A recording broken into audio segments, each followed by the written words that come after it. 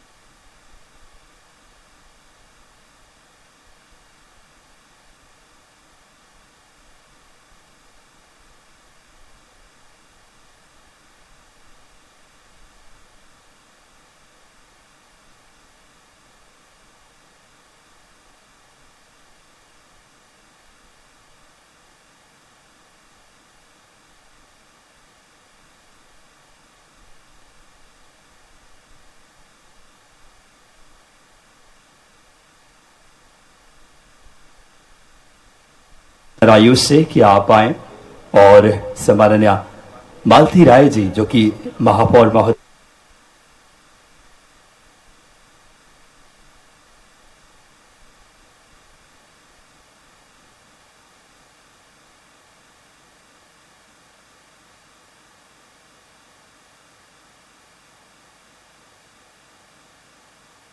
का बड़ी खुशी की क्षण हम सबके लिए।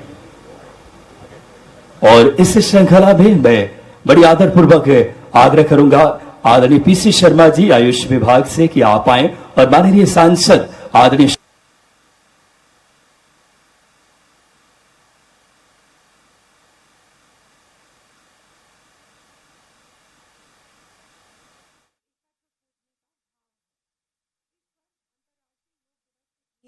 योग स्वयं और समाज के लिए yoga for self and society है। वर्तमान समय में हम सब की जीवन शैली निरंतर अव्यवस्थित और असंतुलित होती जा रही है और इसके कारण हमारा शारीरिक और मानसिक स्वास्थ्य भी प्रभावित हो रहा है।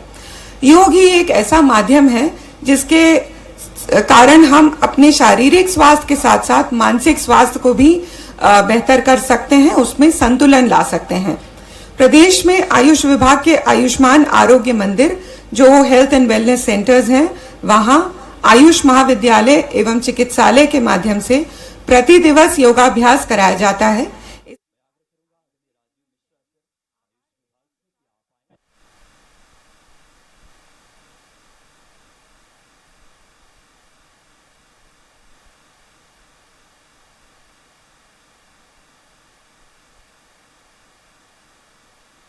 और माननीय रामेश्वर शर्मा विधायक हुजूर का आप आदरपूर्वक औषधीय पौधा भेंट कर उनका अभिवादन करें।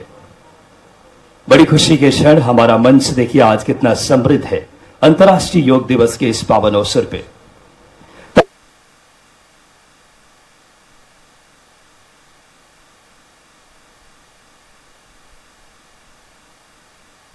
आपकी सहभागी बने, ऊर्जा का संचार हो, बड़ी खुशी के क्षण हम सबके लिए। इस श्रृंखला में दक्षिण पश्चिम विधानसभा के माननीय विधायक आदरणीय भगवान दास सबनानी जी की गरिमा में उपस्थिति हम सबके लिए। इस श्रृंखला में दक्षिण पश्चिम विधानसभा के माननीय विधायक आदरणीय भगवान दास सबनानी जी की गरिमा में उपस्थिति है।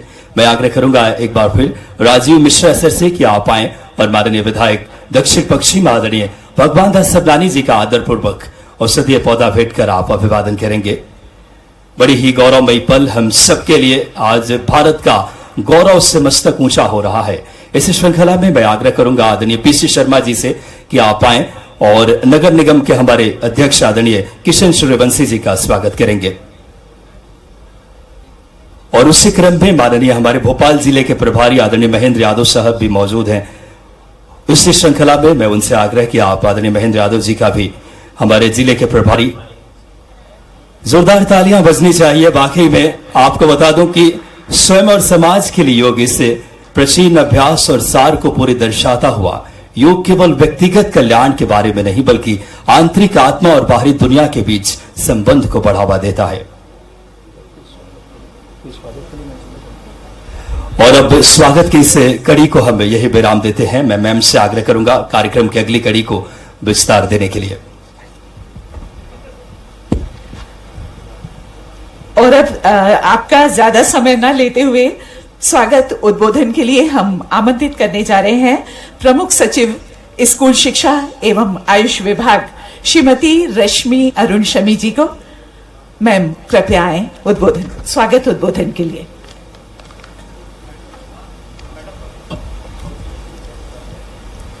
माननीय मुख्यमंत्री जी, इस कार्यक्रम में पधारे समस्त सम्मानीय अतिथिगण, कार्यक्रम में समस्त अधिकारियों, मीडिया के साथियों, आज के इस 10वें अंतर्राष्ट्रीय योग दिवस के अवसर पर मैं आप सभी का हृदय से स्वागत करती हूं। हम सब जानते हैं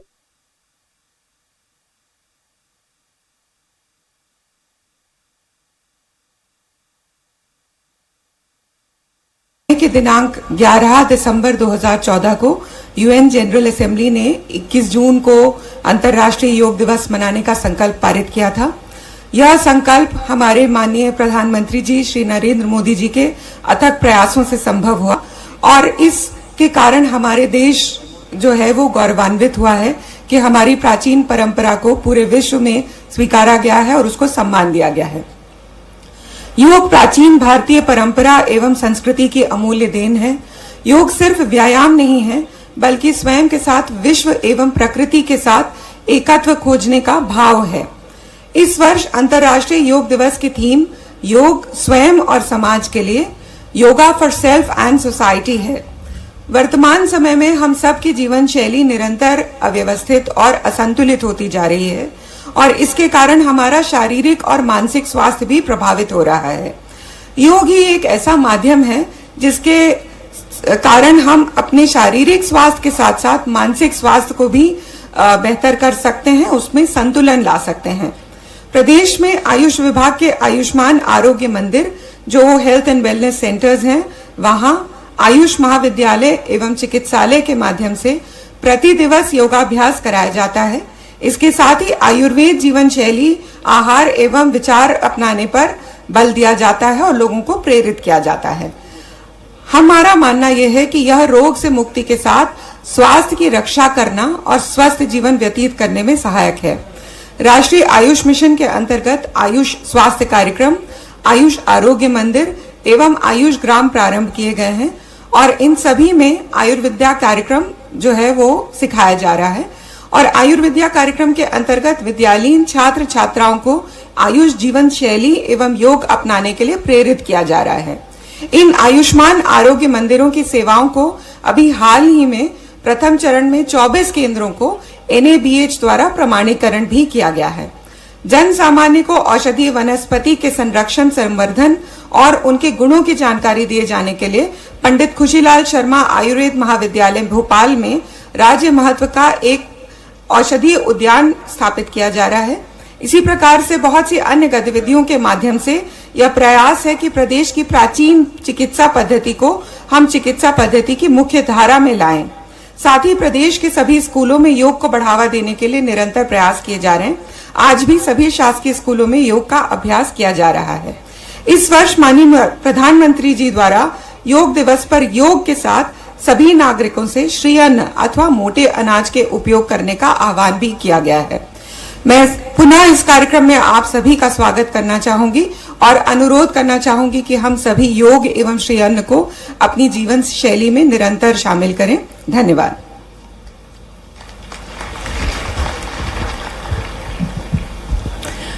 बहुत बहुत धन्यवाद मैम आपका। और अब अन्न संवर्धन योजना का शुभारंभ होगा। माननीय मुख्यमंत्री जी द्वारा श्री अन्न संवर्धन अभियान का शुभारंभ यहाँ पर होने जा रहा है। जैसा कि हम सब जानते हैं, हमारे देश में सदियों से मिलेट फसलों की खेती, जिसमें कोदो, कुटकी, ज्वार, बाजरा की जाती रही है। ये हमारे खान पान का अभिन्न हिस्सा रहे हैं। इन्हीं पौष्टिक फसलों के संवर्धन हेतु माननीय मुख्यमंत्री जी एक क्लिक के माध्यम से इस योजना का शुभारंभ करने जा रहे हैं। माननीय मुख्यमंत्री जी, एक क्लिक के माध्यम से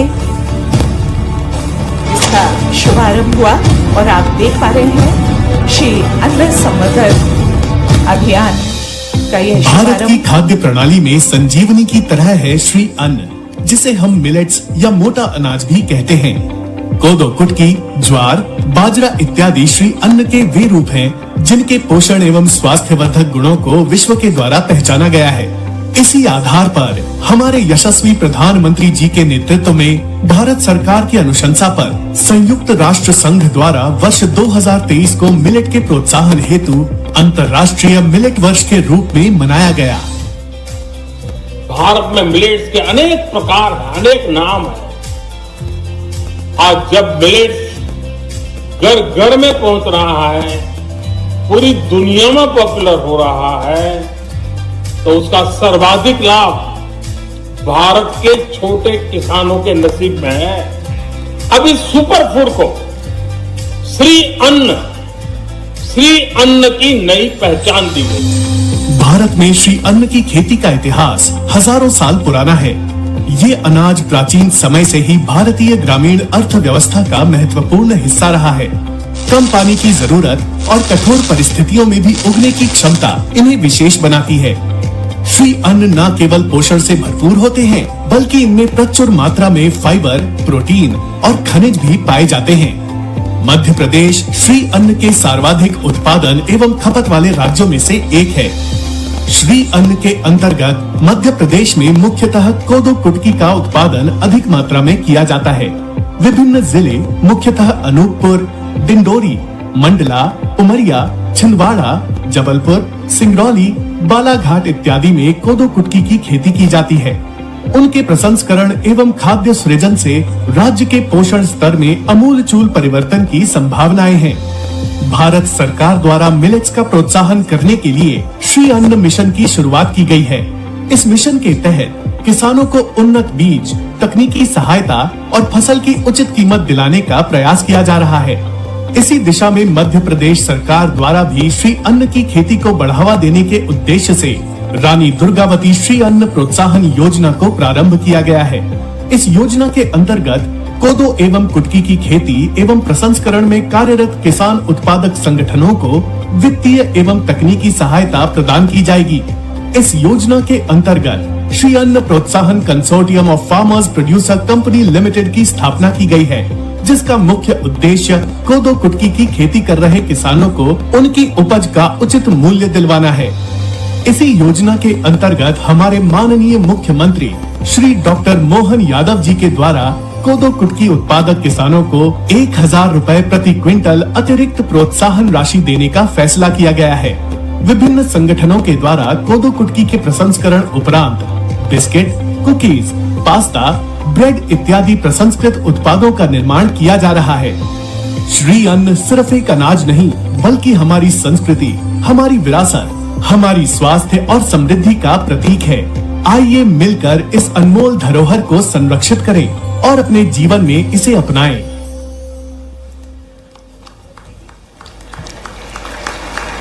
और अब मंच पर आमंत्रित थे हमारे दो किसान भाई जिन्हें कोदो कुटकी के बीज यहाँ पर हमारे माननीय मुख्यमंत्री जी भेंट करेंगे। और ये किसान भाई हैं श्री श्याम सिंह कुशवाहा और श्री संतोष मीणा जी, भैरवपुरा भोपाल से हैं आप दोनों।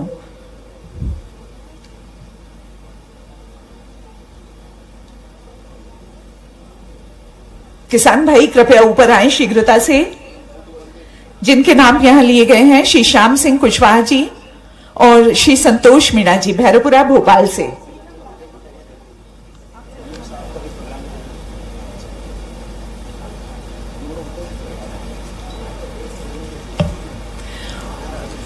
उत्पादन प्रसंस्करण की उन्नत तकनीक के प्रशिक्षण के लिए प्रदेश स्तर पर कृषकों के शैक्षणिक भ्रमण तथा प्रशिक्षण कार्यक्रम भी इस दौरान आयोजित किए जा रहे हैं और यहाँ पर कोदो कुटकी के ये बीज यहाँ प्रदान किए जा रहे हैं, इन्हें भेंट किए जा रहे हैं।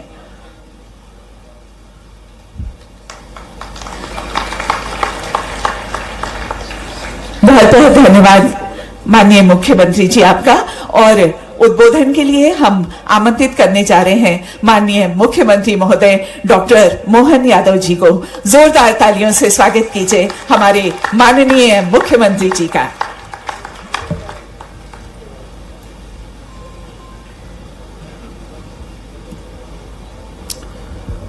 अंतर्राष्ट्रीय योग दिवस के इस अवसर पर राज्य स्तर पर पूरे इस संपूर्ण आयोजन में इस मुख्य मंच पर विराजमान भोपाल के सांसद श्रीमान आलोक शर्मा जी, भोपाल की महापौर श्रीमती मालती राय जी, रामेश्वर शर्मा जी, भगवान दास जी,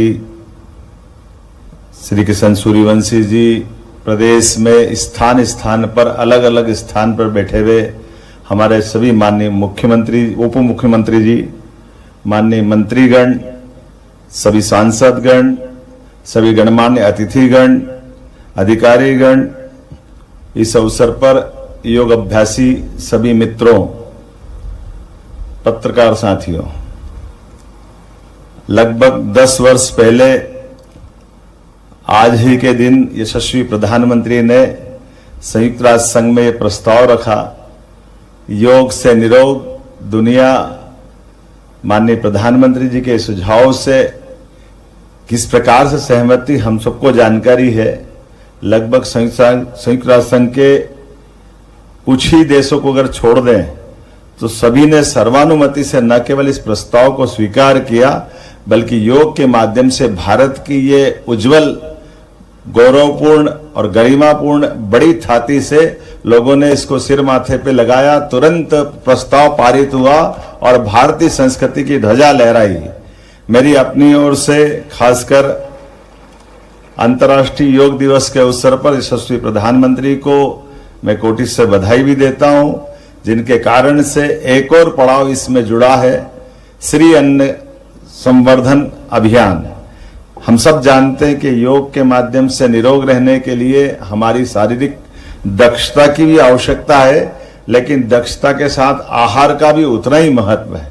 और हम और सौभाग्यशाली हैं, हमारे देश के अंदर श्री अन्न अर्थात मोटा अनाज में ज्वार, बाजरा, मक्का, कोदो, कुटकी, रागी, अन्य इस प्रकार के अन्न, जिस अन्न के माध्यम से हमारी अपनी हजारों साल से भारत की विशेष आहार शैली का ये बड़ा हिस्सा रहा है। काल के प्रवाह में हम सब देखते हैं कि हमारे यहाँ गेहूं का प्रचलन बढ़ गया है, लेकिन आपकी जानकारी के लिए बताना चाहूंगा कि ये गेहूं जो है हमारे देश का अन्न नहीं है, ये विदेश से आया हुआ है। और इसका प्रमाण भी है कि किसी भी पूजा पद्धति में हमारे यहाँ जब रोली, कंकुम अगर अपने पूजा का हिस्सा बनता है, लेकिन उसमें धान अर्थात चावल अपने यहाँ हिस्सा बनता है। जहां चावल नहीं होगा वहां ज्वार बाजरा से काम चल जाता है, लेकिन गेहूं थाली में नहीं आता है। इसका मतलब हमारा प्राचीन अन्न हमारा अपना श्री अन्न है, जिसके आधार पर हमारी प्रत्येक विधि विधान से सिर माथे पे लगाने की परंपरा से लगाकर पूजा विधि भी उसी से संपन्न होती है। इसलिए इस बात को हम सब जानते हैं और खास करके योग के मामले में दो मार्ग हमारी इस देश की संस्कृति में है। एक घेरंड संहिता के माध्यम से घेरंड ऋषि, एक पतंजलि के माध्यम से।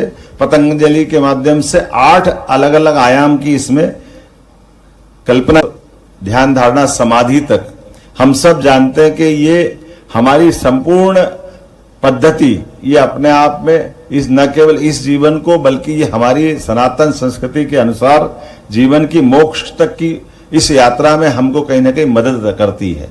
मैं उम्मीद करता हूं कि योग के खासकर इस योग के मतलब योग का मतलब ही जुड़ाव है। योग मतलब मन और आत्मा का जुड़ाव आत्मा का चेतना से, सार्वभौमिकता से, जुड़ाव खान पान से, दिनचर्या से, रहन सहन से, आचार विचार से।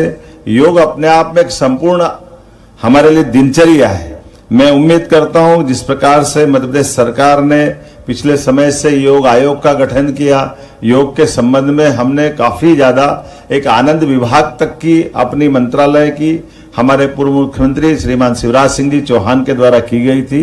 हमने भी प्रयास किया है कि इस आनंद विभाग के काम को और बढ़ाया जाए। साथ ही साथ आयुर्वेद की दृष्टि से भी हमारी सरकार बनने के बाद आयुर्वेद को लेकर के 11 नवीन आयुर्वेदिक महाविद्यालय प्रदेश में खोलने का पहली बार ये इतने बड़े स्तर पर पूरे देश का निर्णय रहा है कि 11 मेडिकल आयुर्वेदिक कॉलेज हमारे द्वारा खोले जा रहे हैं, जिसके माध्यम से जो हमारी अपनी वन संपदा क्षेत्र की विशेषता और खास करके आयुर्वेद के क्षेत्र में भारत में मध्य प्रदेश की भूमिका बड़े पैमाने पर आए। इसी के साथ साथ कोदो कुट की आपकी जानकारी में हमारी सरकार के गठन के तुरंत बाद हमने हमारी पहली कैबिनेट भी जबलपुर में रानी दुर्गावती के माध्यम से, रानी अवंतीबाई के नाम से हमने कैबिनेट की थी और इसी कैबिनेट में हमने कोदो कुटकी के ऊपर भी 1000 रुपए प्रति क्विंटल का अलग से प्रोत्साहन राशि देने की घोषणा की थी। अर्थात ये जो हमारा अपना एक तरह से ये हमारी पुरानी प्राचीन फसल भी है, लेकिन इसको प्रोत्साहन की शासन की आवश्यकता दृष्टि से इसलिए इसको प्रोत्साहन किया है। परसों ही कैबिनेट में यशस्वी प्रधानमंत्री ने 14 प्रकार की फसलों को खरीफ की फसलों के लिए प्रोत्साहन राशि एमएसपी बढ़ाने का निर्णय किया। मुझे इस बात की भी प्रसन्नता है कि यशस्वी प्रधानमंत्री ने भी हमारे लिए खास करके मक्का, बाजरा, ज्वार इस सबको प्रोत्साहन देने के लिए एमएसपी में पर्याप्त रूप से वृद्धि की है। खास करके योग के मामले में योग को हमने पाठ्यक्रम का हिस्सा बनाया है। योग के शिक्षकों को हमारे अपने विद्यालय और उच्च शिक्षा विभाग में अब उनको बाकी प्राध्यापकों के बराबर का दर्जा देने का प्रयास किया। ये हमारी योग के प्रति हमारी मान्यता और हमारे भाव को प्रकट करता है। उम्मीद करता हूं कि ये योग दिवस खास करके पूरी दुनिया योग के माध्यम से निरोग रहते हुए ये जो विश्व योग दिवस आज हम मनाने जा रहे हैं और इसी में श्री अन्न संवर्धन का जो कार्यक्रम किया है, ये दोनों कार्यक्रम के माध्यम से आहार, विचार, व्यवहार और शरीर को निरोग रखने का जो अभियान है, इस यज्ञ की आहुति में हम सबके लिए केवल प्रतिदिन नियमितता और थोड़े समय की आवश्यकता है। मैं उम्मीद करता हूं कि योग के माध्यम से हमने कोविड के कठिन काल में देखा है कि जिनने योग किया है, जिनने आयुर्वेद के हिसाब से पथ्य पालन किया है, उनके जीवन में कम कष्ट आए। जो अपने खाने पीने की, सोने उठने बैठने की दिनचर्या को बिगाड़ते हैं, उनको कष्ट ज्यादा हुआ है। तो ये अपने लिए चिकित्सालय जाने के बजाय हम अपने जीवन भर जो योग की कल्पना की गई है कि हम अपने पूरे जीवन का 100 साल भी पूरा करें और 100 साल के बाद जब ये शरीर छोड़ें तो शरीर उसी प्रकार से छोड़े जैसे पका हुआ फल अपने आप वृक्ष से गिरता है। जैसा शरीर परमात्मा ने जन्म के समय हमको दिया है, सभी अंगों के साथ उसी प्रकार का शरीर वापस परमात्मा को समर्पित करते हुए निरोग रहते हुए हमारी पूरी जीवन यात्रा पूरी हो। मेरी अपनी ओर से आप सबको योग दिवस की बधाई। बहुत बहुत धन्यवाद। बहुत बहुत धन्यवाद यशस्वी मुख्यमंत्री जी के लिए जोरदार तालियां बजाएं एक बार। वाकई में पूरे विश्व में भारत की जो एक अपनी बात करें गरिमा है, जो भारत का अपना परंपरागत जो संस्कृति है, और माननीय मुख्यमंत्री जी ने तमाम बिंदुओं को रेखांकित किया और ये हम सब के लिए आज गर्व की अनुभूति होने वाले क्षण है कि जहां 175 से ज्यादा देशों ने योग को अपना बात करें पूर्ण सहमति से व संयुक्त राष्ट्र संघ में जिन्होंने भारत की इस परंपरागत इस वर्ष अंतर्राष्ट्रीय योग दिवस थीम है स्वयं और समाज के लिए योग। और आप सबके लिए बड़ी खुशी की बात है कि हमारे यशस्वी प्रधानमंत्री जी जो देश की समृद्धि, तरक्की और लगातार विकास के लिए प्रतिबद्ध है, और आज इस योग दिवस के पावन अवसर पे हम अपने देश के यशस्वी प्रधानमंत्री जी को भी हम सुन पाएंगे। एक बार जोरदार तालियां बजाएं हम सब। कितनी गौरव की बात है कि 10 वर्ष पूरे हो रहे योग में स्वयं और समाज के लिए योग। हमारी वसुधैव कुटुंबकम का देश है जो पूरी वसुधा को अपना परिवार मानते हैं हम सब, और पूरी दुनिया में योग के रूप में भारत ने एक ऐसा पताका लहराया है जहां पूरा विश्व में भारत का गौरव मस्तक ऊंचा हुआ है। स्वयं और समाज के लिए योग इस प्राचीन अभ्यास के सार को पूरी तरीके से दर्शाता है। योग केवल व्यक्तिगत कल्याण के बारे में नहीं, यह आंतरिक आत्मा और बाहरी दुनिया के बीच संबंध को बढ़ावा देता है। फिलहाल कुछ ही पलों में यशस्वी प्रधानमंत्री जी जुड़ेंगे। फिलहाल आप तक योग के विषय में एक ये फिल्म देखते हैं जोरदार तालियों के साथ। अब हम योग का अभ्यास चालन क्रिया से प्रारंभ करेंगे। ये शरीर में रक्त संचार को बढ़ाता है, थकान तथा शरीर की जकड़ाहट को दूर करता है। ग्रीवा चालन, गर्दन का व्यायाम। प्रथम चरण, गर्दन को आगे और पीछे झुकाना। सचेत मुद्रा में खड़े हों, पैरों को आरामदायक स्थिति में फैलाएं, हाथों को कमर पर रखें। श्वास छोड़ते हुए सिर को धीरे धीरे आगे की ओर झुकाएं। ठुड्डी को छाती से स्पर्श कराने का प्रयास करें। श्वास लेते हुए सिर को पीछे ले जाएं। श्वास छोड़ते हुए सिर को वापस लाएं। ये अभ्यास आराम से करें। ग्रीवा चालन, गर्दन का व्यायाम। द्वितीय चरण, ग्रीवा को बाईं व दाईं ओर झुकाना। श्वास को छोड़ते हुए सिर को दाईं ओर झुकाएं। जितना संभव हो कान को कंधे के निकट तक ले जाएं। श्वास भीतर लेते हुए सिर को सामान्य स्थिति में ले जाएं। श्वास छोड़ते हुए सिर को धीरे धीरे बाईं ओर झुकाएं। श्वास भीतर लेते हुए सिर को वापस सामान्य स्थिति में ले जाएं।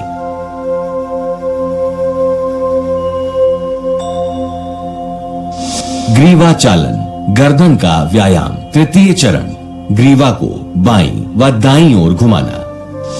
श्वास छोड़ते हुए ग्रीवा को दाईं ओर इस प्रकार घुमाएं कि ठुड्डी कंधे की सीध में आए। श्वास भीतर लेते हुए सिर को वापस सामान्य स्थिति में लाएं। श्वास छोड़ते हुए सिर को बाईं ओर घुमाएं। श्वास भीतर लें तथा सिर को वापस सामान्य स्थिति में लाएं। ग्रीवा चालन, गर्दन का व्यायाम। चतुर्थ चरण, ग्रीवा को घुमाना। सिर को आगे की ओर झुकाकर ठुड्डी को छाती से स्पर्श कराने का प्रयास करें। श्वास भीतर लें तथा गर्दन को घड़ी की सुइयों की दिशा में घुमाएं।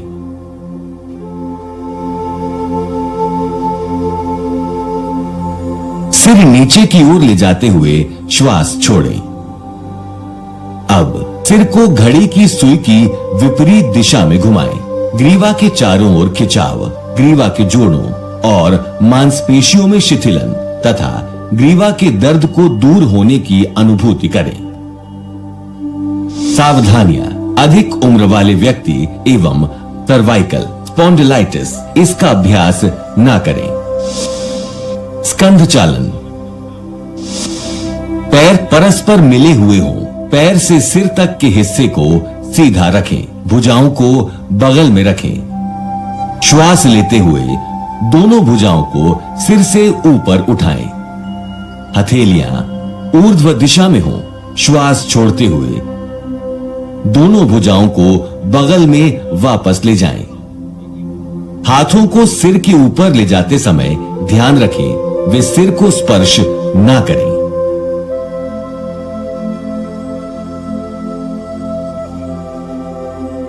इसी तरह जब हाथों को नीचे लेकर आएं तो वो जांघों को स्पर्श ना करें। स्कंध चक्र, सीधे खड़े हो जाएं। दोनों भुजाओं को फैलाएं एवं हथेलियां ऊपर की ओर हों। बाएं हाथ की अंगुलियों को बाएं कंधे पर रखें और इसी प्रकार दाएं हाथ की अंगुलियों को दाएं कंधे पर रखें। दोनों कोहनियों को पूरी तरह चक्राकार घुमाएं। कोहनियों को आगे की ओर लाते हुए परस्पर स्पर्श कराने का प्रयास करें। इसी प्रकार पीछे की ओर ले जाते हुए कानों से स्पर्श कराने का प्रयास करें। इसी तरह विपरीत दिशा में भुजाओं को खींचते हुए घुमाएं और कोशिश करें कि इस दौरान भुजाएं शरीर को स्पर्श करें।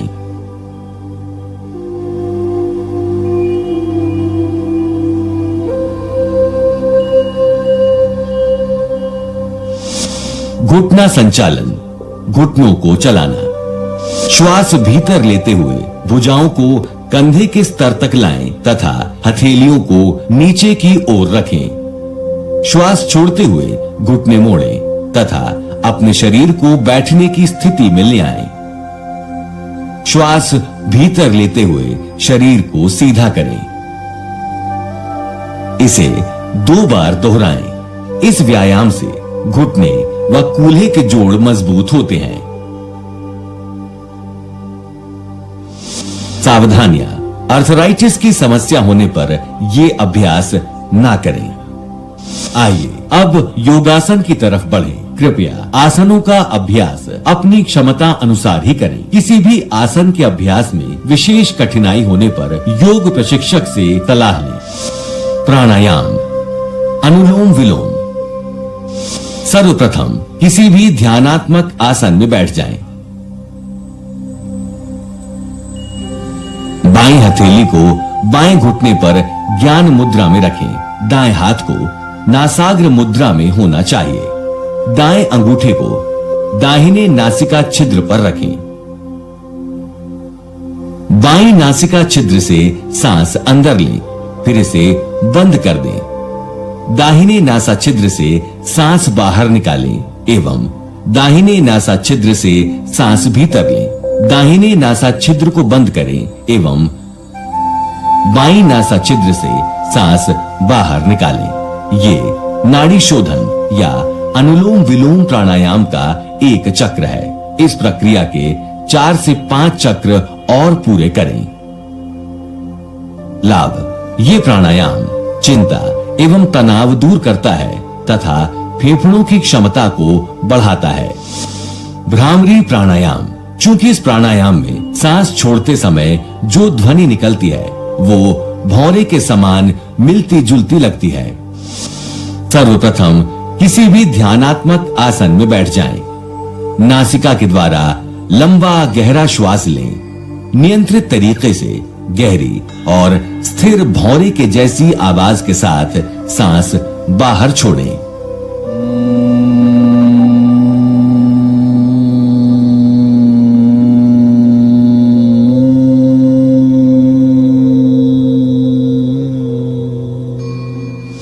ध्यान लगातार चिंतन मनन की एक क्रिया है।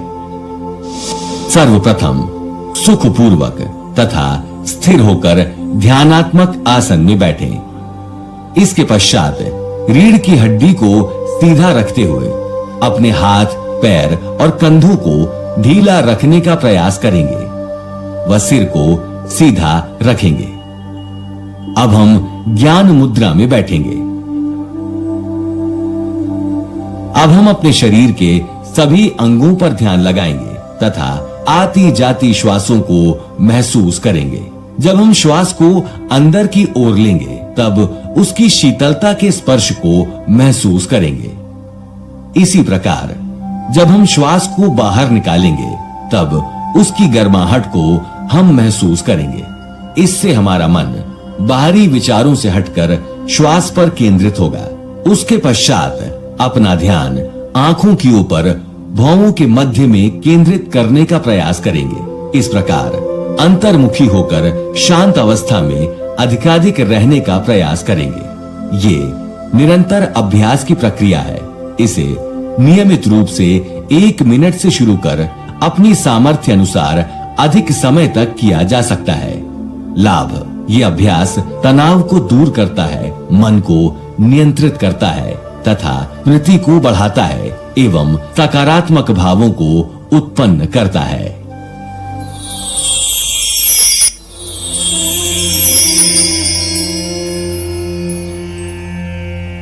वर्तमान में मानव समाज असाध्य रोगों से निरंतर पीड़ित हो रहा है। इस पीड़ा से निवृत्त का मार्ग सिर्फ योग है। योग परमात्मा से मिलने का अलौकिक प्रयास है। ये परमानंद है। योग को मापने की कोई इकाई नहीं है। योग से सकारात्मक चिंतन की अनुभूति झलकती है, जिससे बड़े बड़े असाध्य रोगों को जड़ से समाप्त किया जा सकता है। आज हम आर्थराइटिस जैसी गंभीर बीमारी को ठीक करने की योग क्रियाओं के बारे में जानेंगे। शिथिलीकरण अभ्यास। अब हम योग का अभ्यास चालन क्रिया से प्रारंभ करेंगे। ये शरीर में रक्त संचार को बढ़ाता है, थकान तथा शरीर की जकड़ाहट को दूर करता है। ग्रीवा चालन, गर्दन का व्यायाम। प्रथम चरण, गर्दन को आगे और पीछे झुकाना।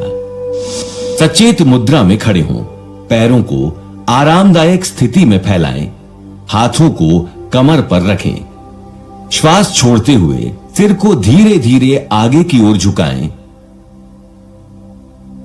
ठुड्डी को छाती से स्पर्श कराने का प्रयास करें। श्वास लेते हुए सिर को पीछे ले जाएं। श्वास छोड़ते हुए सिर को वापस लाएं। ये अभ्यास आराम से करें। ग्रीवा चालन, गर्दन का व्यायाम। द्वितीय चरण, ग्रीवा को बाईं व दाईं ओर झुकाना। श्वास को छोड़ते हुए सिर को दाईं ओर झुकाएं। जितना संभव हो कान को कंधे के निकट तक ले जाएं। श्वास भीतर लेते हुए सिर को सामान्य स्थिति में ले जाएं। श्वास छोड़ते हुए सिर को धीरे धीरे बाईं ओर झुकाएं। श्वास भीतर लेते हुए सिर को वापस सामान्य स्थिति में ले जाएं।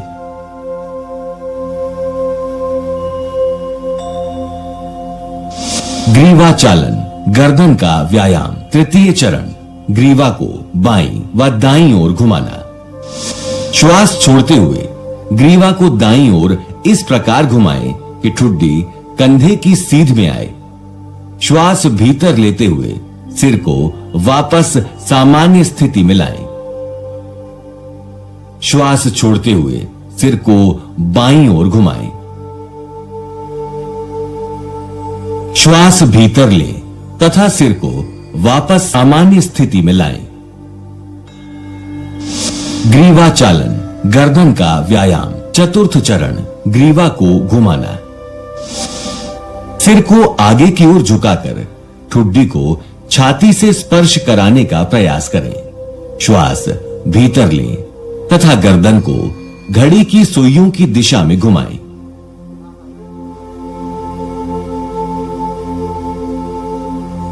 सिर नीचे, श्वास छोड़ें। अब सिर को घड़ी की सुई की विपरीत दिशा में ग्रीवा के चारों ओर खिंचाव, ग्रीवा के जोड़ों और मांसपेशियों में शिथिलन तथा ग्रीवा के दर्द को दूर होने की अनुभूति करें। सावधानियां, अधिक उम्र वाले व्यक्ति एवं सर्वाइकल स्पॉन्डिलाइटिस इसका अभ्यास ना करें। स्कंध चालन, पैर परस्पर मिले हुए हों, पैर से सिर तक के हिस्से को सीधा रखें, भुजाओं को बगल में रखें। श्वास लेते हुए दोनों भुजाओं को सिर से ऊपर उठाएं। हथेलियां ऊर्ध्व दिशा में हों। श्वास छोड़ते हुए दोनों भुजाओं को बगल में वापस ले जाएं। हाथों को सिर के ऊपर ले जाते समय ध्यान रखें वे सिर को स्पर्श ना करें।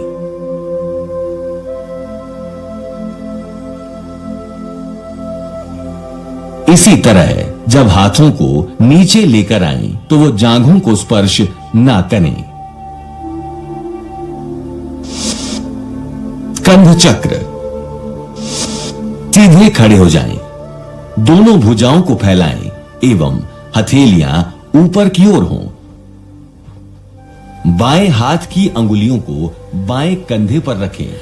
आपको बता दें, अभी हमारे माननीय प्रधानमंत्री जी का सीधा प्रसारण जो होने वाला था वो श्रीनगर में मौसम ठीक ना होने के कारण हम उससे अभी नहीं जुड़ पा रहे, वो कार्यक्रम नहीं हो पा रहा है। तो हमारा जो योगाभ्यास का कार्यक्रम है वह अब हम यहाँ पर शुरू करेंगे और इसके लिए हम सब तैयार हैं। हमारा यह योगाभ्यास का कार्यक्रम शुरू होने वाला है।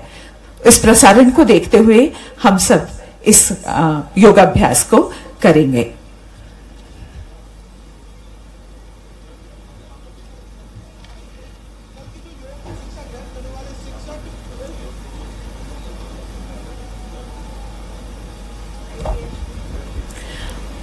माननीय मुख्यमंत्री जी कृपया अपना स्थान यहाँ पर ग्रहण करें और साथ ही हमारे जो अतिथिगण हैं वो यहाँ मंच पर सब आ गए हैं। आपसे अनुरोध है कृपया इसे स्टार्ट करने का कष्ट करें। भागीदारी है, स्थानीय लोगों की भागीदारी है।